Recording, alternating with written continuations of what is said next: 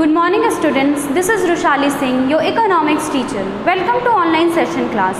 Students, in today's class we will be discussing broadly the concept of Sensex and sample method of collection of data. In our previous class we have done its introduction. Now we will talk further. Now what is Sensex? Sensex simply means जब आप एक population को देखते हो और उसके हर एक element को एग्जामिन करते हो, दैट इज सेंसेक्स. जैसे सेंसेक्स होता है हमारी पॉपुलेशन जो काउंटिंग होती है, जो हमारी जनगणना की काउंटिंग होती है, जनगणना हमारी हर 10 साल पे काउंटिंग होती है, वो सेंसेक्स के थ्रू होती है. इसमें हम पॉपुलेशन की हर एक एलिमेंट को एग्जामिन करते हैं. सेंसेक्स में हम क्या करते हैं, हम जो भी हमारा यूनिवर्स है या पॉपुलेशन है, यूनिवर्स एंड पॉपुलेशन का डेफिनेशन हमने डिस्कस किया था कि जहाँ जिन एलिमेंट्स का हमें रिसर्च करना है या जिन एलिमेंट्स के बारे में हमें कंक्लूजन निकालना है, उसके जो सारे एलिमेंट्स रहेंगे, उसकी जो नंबर्स रहेंगे, उसे पॉपुलेशन कहते हैं. अगर फॉर एग्ज़ाम्पल अगर हमें क्लास 11th के बच्चों का ईटिंग हैबिट्स पता करनी है, उनकी रीडिंग हैबिट्स पता करनी है, तो हमारे लिए जो क्लास 11th के स्टूडेंट्स हैं वो हमारे लिए पॉपुलेशन है, या फिर हम कह सकते हैं वो हमारे लिए यूनिवर्स है. तो यूनिवर्स या फिर पॉपुलेशन का जो कॉन्सेप्ट है वो है ये है कि जहाँ से आपको जो है रिसर्च करना है, जहाँ से आपको एलिमेंट्स ड्राइव करने हैं रिसर्च करने के लिए या फिर कंक्लूजन ड्रॉ करने के लिए. एक यूनिवर्स या फिर एक पॉपुलेशन होगी जिस पे हम जहाँ से हम एक एक एलिमेंट को चूज़ करेंगे और उसके बेसिस पे हम उसको एग्जामिन करेंगे और उसके बेस पे हम रिजल्ट लिखेंगे. That is the method of Sensex of collection of data.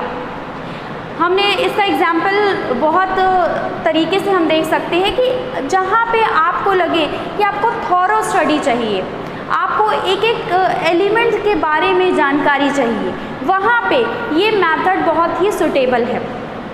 जैसे हमारा सेंसेक्स में हमारी पॉपुलेशन की काउंटिंग होती है, तो उस काउंटिंग में गवर्नमेंट को हर एक घर के हर एक एलिमेंट के बारे में जानना होता है.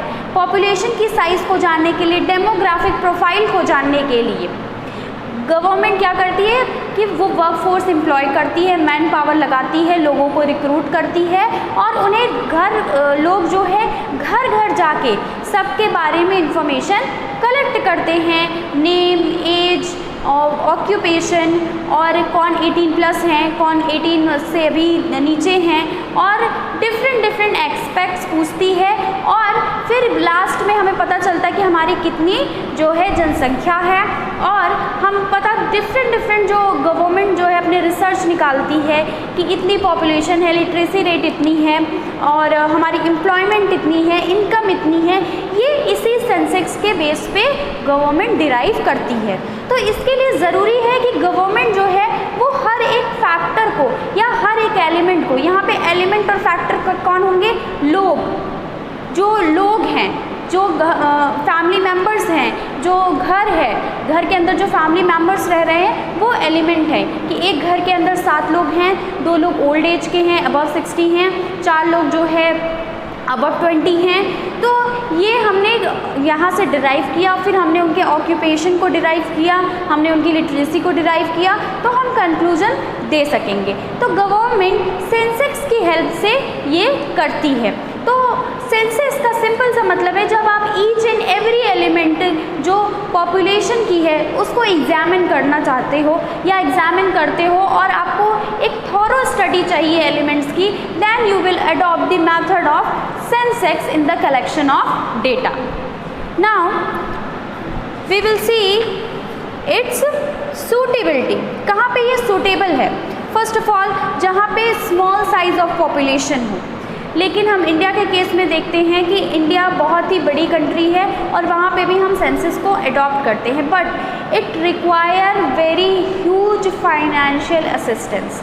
बहुत ज़्यादा यहाँ पे फाइनेंशियल असिस्टेंस लगती है कि जिनको आपने एम्प्लॉय किया है जाके एलिमेंट्स को एग्जामिन करने के लिए आपको उनको पेमेंट करनी होगी। जो डेटा आप लेके आएंगे उस डेटा को रिफाइन किया जाएगा, उसमें आपको पेमेंट करनी होगी। तो इसमें गवर्नमेंट की एक हैफ्टी अमाउंट जो है वो खर्च होती है। Widely diverse item in the population. Widely diverse item का मतलब है कि हर जो एलिमेंट है आपकी पॉपुलेशन का वो एक दूसरे से डिफरेंट है, वो अलग हैं। इसकी वजह से आपको सारे एलिमेंट्स को क्लोजली जो है एग्जामिन करना पड़ता है।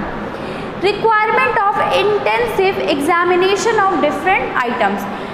जो भी आइटम्स हैं, जो भी पॉपुलेशन है, उसको एग्जामिन करने के लिए आपके पास इंटेंसिव एग्जामिनेशन होनी चाहिए डिफरेंट आइटम्स की।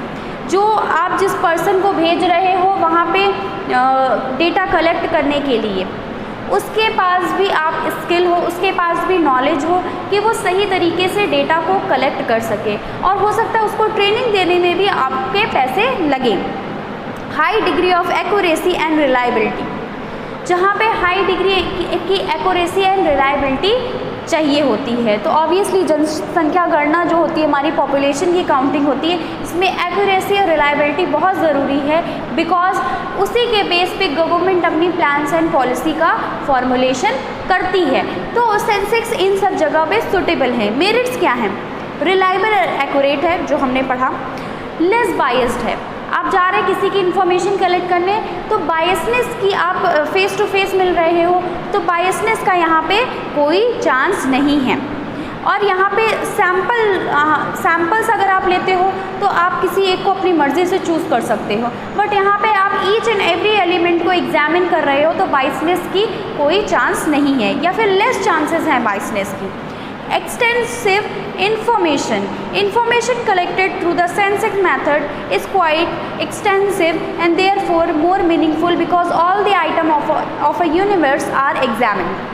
यूनिवर्स के सारे जो है एलिमेंट को एग्जामिन किया जा रहा है, और एक्सटेंसिव इन्फॉर्मेशन है कि मतलब आप गए हैं तो उस इंसान से आप ऑक्यूपेशन की, उसकी पढ़ाई की, उससे डिफरेंट जो है आप इन्फॉर्मेशन ले सकते हो, और उस इन्फॉर्मेशन का गवर्नमेंट तरह तरह से यूज़ करती है।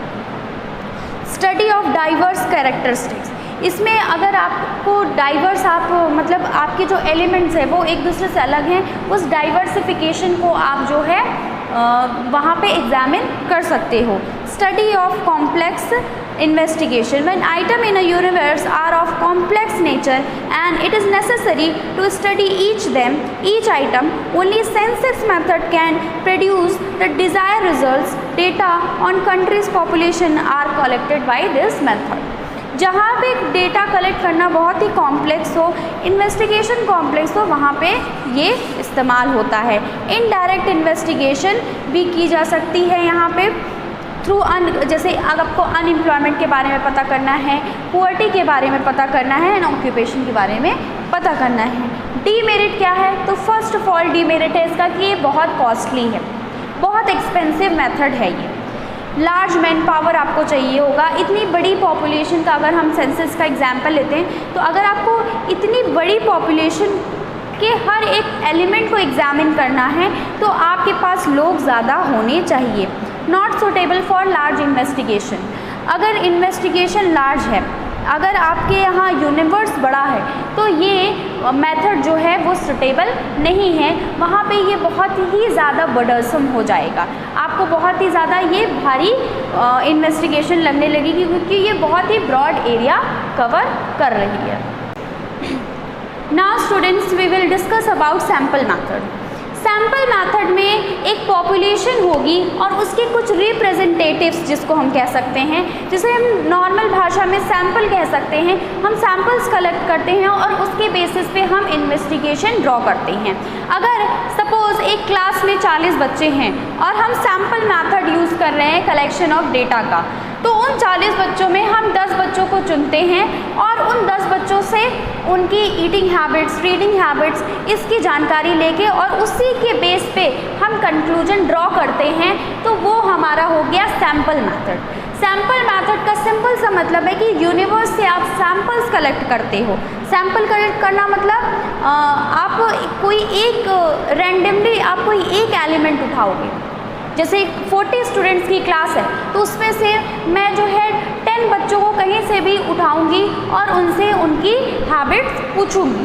तो मैंने क्या किया, मैंने सैंपल्स लिए और उसके बेस पे मैं अपनी स्टडी रखूँगी या फिर मैं अपना कंक्लूजन दूंगी कि 11th के 40 बच्चे जो थे उनकी सैंपल मेथड से जो मैंने डेटा कलेक्ट किया उससे ये पता चला कि बच्चों को जो है मैगी पसंद है या फिर बच्चों को जो है स्टोरी बुक्स पसंद है ज़्यादा, उनको जो है फ्रिक्शन बुक पसंद है ज़्यादा। तो ये सारी चीज़ें जो होगी वो हमारी सैंपल मेथड में होती हैं, जिसमें हम क्या करते हैं, हम एलिमेंट्स को चूज़ कर लेते हैं रैंडमली। मतलब हम कहीं से भी किसी को उठा लेंगे और वो मेरा सैंपल होगा, वो मेरा नमूना होगा जिसके बेस पे मैं अपना कंक्लूजन लिखूंगी।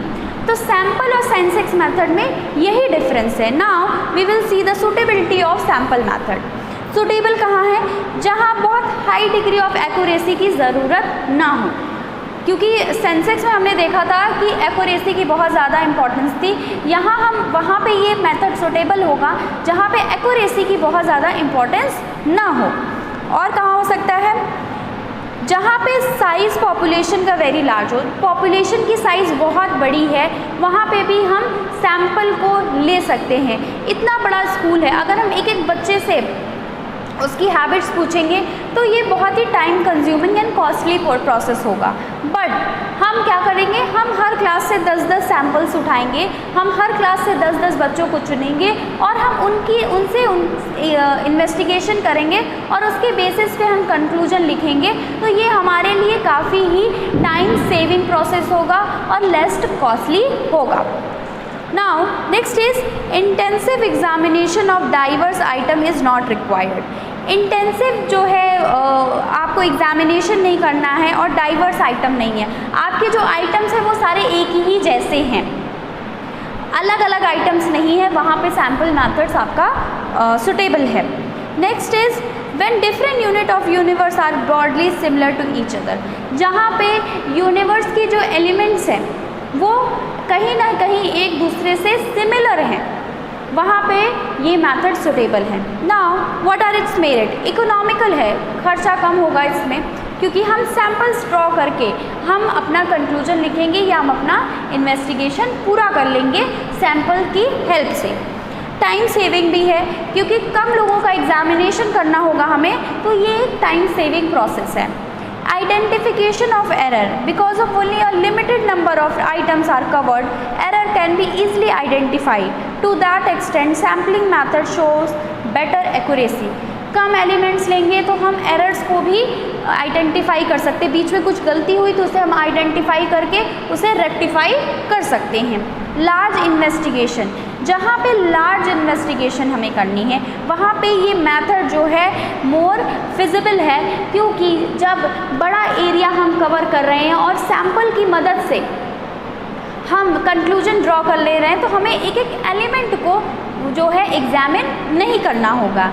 एडमिनिस्ट्रेटिव कन्वीनियंस, एडमिनिस्ट्रेटिव कन्वीनियंस की आप सारे जो एलिमेंट्स हैं ऑब्वियसली आपको उन्हें एग्जामिन नहीं करना, आपको एक एक एलिमेंट को करना है तो आपको कन्वीनियंस होगी। There is an administrative convenience in handling a limited number of items आपके यहाँ पे लिमिटेड हैं तो आप उन्हें बहुत ही कन्वीनियंटली हैंडल कर सकते हो। Next is more scientific. According to R. Fisher, sample method is more scientific because the sample data can be conveniently investigated from various angles. आपके पास डेटा कम रहेगा तो आप उसे हर एंगल से एग्जामिन कर सकते हो। डीमेरिट्स क्या है, पार्शियलिटी हो सकती है, बायस्ड हो सकता है मैं उन 10 सैम्पल्स को चुनूँ जो मुझे सुटेबल लग रहे हैं, तो यहाँ पे मैंने क्या किया, यहाँ पे मैंने पार्शियलिटी की। रॉन्ग कंक्लूजन हो सकता है कि जो मैंने एलिमेंट्स चुने हैं यूनिवर्स से वो और सबसे अलग हो तो मुझे कंक्लूजन गलत मिल जाएंगे। Difficulty in selecting representative sample. It is not very easy to select a sample which could represent the characteristic of the entire population. ये ज़रूरी नहीं कि जो सैम्पल आपने चूज़ किया है वो पूरे पॉपुलेशन को रिप्रेजेंट करे. जो हम सैम्पल चूज़ कर रहे हैं उस सैम्पल का जो चूजिंग प्रोसेस है वो भी बहुत ही मुश्किल है, क्योंकि वो एक ऐसा सैम्पल होना चाहिए, एक ऐसा स्टूडेंट हम आप में से चुने जो आप सबका रिप्रेजेंटेटिव हो. उसमें ऐसी चीज़ें हमें जो एग्जामिन करना है वो उसमें प्रेजेंट हो जो और लोगों में भी प्रेजेंट है. Difficulty in framing a sample. Sometimes the universe may be so diverse that it become difficult to frame a sample. Sample की फ्रेमिंग में डिफ़िकल्टी हो सकती है. Specialized knowledge. Sampling involves a set of technical procedures. One must have the technical knowledge of choosing a representative sample from the universe. Person who are well versed with all the techniques of sampling are not easily available. Sampling के लिए एक person skilled होना चाहिए, वो अच्छे से उसकी training हुई हो तभी वो सैम्पल को सही तरीके से चूज़ कर सकता है, अदरवाइज़ वो जो है सही सैम्पल को चूज़ करने में फेल हो जाएगा. Now the essentials of sample. Representative होना चाहिए सैम्पल, वो जो उसकी पॉपुलेशन है उसका रिप्रेजेंटेटिव वो होना चाहिए. अ sample must represent all the characteristics of the universe. It is possible only when each unit of the universe stand equal chance of being selected in the sample. हर एक जो एलिमेंट है universe का उसको equal chance मिलना चाहिए select होने का. ऐसा नहीं कि आप पार्शियलिटी कर दें, आप अपने हिसाब से सैम्पल जो आपको ज़्यादा सुटेबल लग रहा है आप वो निकाल रहे हो. आप एक ऐसा सैम्पल चुनो जो रिप्रेजेंटेटिव होगा और उसको रैंडमली चुनो. आप सिस्टमैटिक वे में ना चुनो, आप उसको सोच समझ के ना चुनो कि अच्छा ये बच्चा अच्छा है, ये टेस्ट में परफॉर्म अच्छा कर लेगा तो मैं इसको चूज़ करूँगी. ऐसा नहीं है. आप एवरेज स्टूडेंट्स को भी लो, आप बहुत इंटेलिजेंट स्टूडेंट को भी लो और आप उन स्टूडेंट्स को भी लो जिनकी इंटेलिजेंस लेवल बहुत लो है. तब आपने क्या किया, आपने रिप्रेजेंटेटिव पूरे क्लास का चूज़ कर लिया. इंडिपेंडेंट होना चाहिए sample. All unit of a sample must be independent of each other. In other words, inclusion of one item in the sample should not depend upon the inclusion of some other item of the universe. Independent होना चाहिए. ज़रूरी नहीं कि एक को choose किया तो दूसरे को भी चूज़ करना पड़े. एक दूसरे पे निर्भर नहीं रहने चाहिए सैम्पल्स. इंडिपेंडेंट हो कि मतलब अलग अलग भी हम उनको एग्जामिन करें तो वो सेम रिजल्ट दें. होमोजेनिटी. होमोजेनिटी का मतलब हो कि एक जैसे, अगर आपने एक सैम्पल सेलेक्ट किया है यूनिवर्स का तो वो सब आपस में एक जैसे हों. ऐसा नहीं कि एक बच्चा मैं 10th का सिलेक्ट करूँ, एक बच्चा मैं 11th का सिलेक्ट करूँ, एक बच्चा मैं 12th का सिलेक्ट करूँ, तो ये होमोजीनियस नहीं हो गया. मैं सारे बच्चे 11th के चूज़ करूँगी, that is homogeneous sample. Adequacy. A number of items in the sample should be fairly adequate so that some reliable conclusion can be drawn covering the characteristics of the universe as a whole. जो भी sample आप choose कर रहे हैं वो Fairlie educate हो, मतलब आप वो इतने आप चूज़ कर लें जिससे आप कंक्लूजन ड्रॉ कर सकें. अब 40 बच्चों में अगर सिर्फ मैं 2 बच्चों को सैम्पल चुनूँगी तो वो ना तो फेयर रिप्रेजेंटेटिव हो पाएंगे, ना ही एडुकेट होंगे, मतलब सफिशिएंट होंगे कि मैं उनसे जो है उन सैम्पल से अपना एग्जामिनेशन कर सकूँ या इन्वेस्टिगेशन कर सकूँ. अगर 40 बच्चे हैं तो मुझे ऑलमोस्ट 10 सैम्पल्स तो निकालने पड़ेंगे, तभी वो एक ट्रू सैम्पल्स निकल के आएंगे और मेरी जो एग्जामिनेशन होगी, जो मेरा कंक्लूजन होगा वो कुछ हद तक सही होगा. Now student, there are different methods of sampling. These sampling we will discuss. तो हम method of sampling देखेंगे.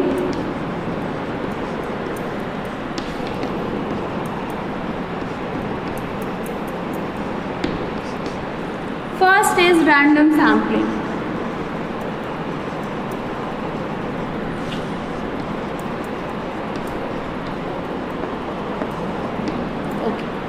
In random sampling, each and every element of the universe have equal opportunity to be chosen as sample. Universe का हर एक element जो है उसके पास chance होगा कि वो एक रिप्रेजेंटेटिव के तौर पे या फिर कहीं एक सैम्पल के तौर पे उसे चुना जाना चाहिए. मतलब हर किसी को, हर एक सैंपल को इक्वल राइट होगा कि वो चुना जाए। Random sampling is that method of sampling in which each and every item of the universe has equal chance of being selected in the sample। मतलब आप यहाँ पे कोई पार्शियलिटी नहीं करोगे, आप रैंडम सेलेक्ट करने का मतलब यही है कि आप हर एलिमेंट जो है यूनिवर्स का, उसके पास इक्वल चांस होगा कि वो सेलेक्ट हो सके। ऐसा ना हो कि आप अपने कन्वीनियंस के हिसाब से, कन्वीनियंस सैम्पलिंग भी होती है बट वो एक अदर सैम्पलिंग होती है, वो नॉन रैंडम सैम्पलिंग होती है। तो जो हमारी सैम्पलिंग, जो रैंडम सैम्पलिंग होगी वो है कि हम रैंडमली चुने, हर एलिमेंट को जो है इक्वल चांस मिले कि वो एज अ सैम्पल सेलेक्ट हो सके। In other words there is a equal probability for every item of the universe being selected in the sample, कि हर आइटम की इक्वल प्रोबेबिलिटी हो कि हर किसी के चांसेस हो कि वो सेलेक्ट हो सकता है। जो इन्वेस्टिगेटर है वो पार्शियलिटी नहीं कर सकता। Which of the various item of the universe would get selected in the sample is beyond the control of the investigator। कोई भी जो सैम्पल चुना जाएगा वो इन्वेस्टिगेटर जो है उसके अंडर नहीं है, उसके कंट्रोल में नहीं है। The selection is left entirely to the chance factor. This method is use particularly when various item of the universe are homogeneous और आइडेंटिकल टू ईच अदर। जो भी जो सिलेक्शन है वो बाई चांस होगा, कोई उसमें कन्वीनियंस को लेके चीज़ें नहीं होंगी, कहीं आप अपने हिसाब से नहीं चूज़ कर सकता इन्वेस्टिगेटर सैंपल को। हर एलिमेंट को इक्वल राइट है या इक्वल चांस है, उसकी इक्वल प्रोबेबिलिटी है चूज़ होने की। फिर इस मेथड में क्या है कि अगर आपके एलिमेंट जो है होमोजीनियस और आइडेंटिकल होने चाहिए। होमोजीनियस एंड आइडेंटिकल का मतलब है एक जैसे आपके एलिमेंट्स होने चाहिए। This method is impartial and economical. Impartial होना मतलब पार्शियलिटी नहीं है, इकोनॉमिकल मतलब कॉस्टली नहीं है, बहुत ही चीप मेथड है। Random sampling can be done in any of the following way. Random sampling दो तरह के तरीके हैं। पहला है हमारा lottery method.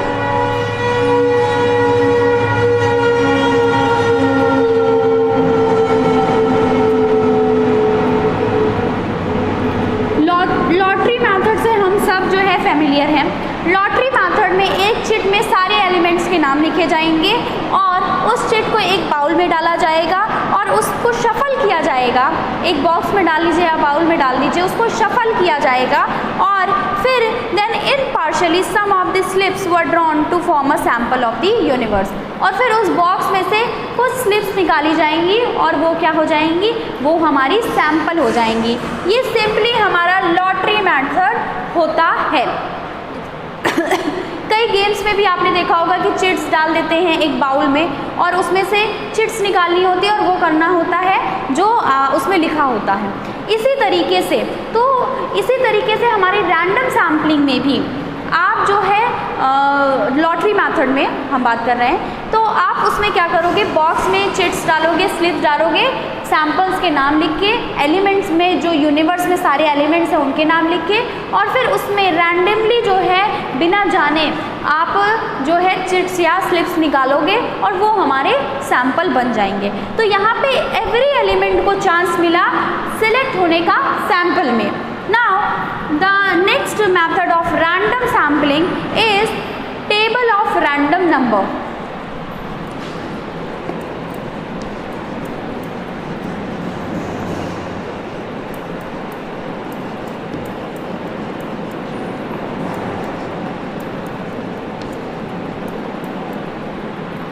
Table of random number में बहुत सारे टेबल्स हैं, बट हम पढ़ते हैं टिपिट्स टेबल के बारे में।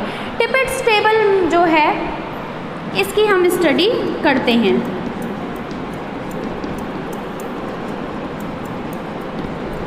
टिपिट्स टेबल क्या है, इन्होंने एक टेबल बनाया था और उस टेबल में हर 10th आइटम को आपको चूज करना होगा as a sample. Tippett's table is most widely using 41,600 figure. इनके जो टेबल था उसमें 41,600 फिगर्स थे। And Tippett has involved 10,400 number comprising of 4 unit each. 10,000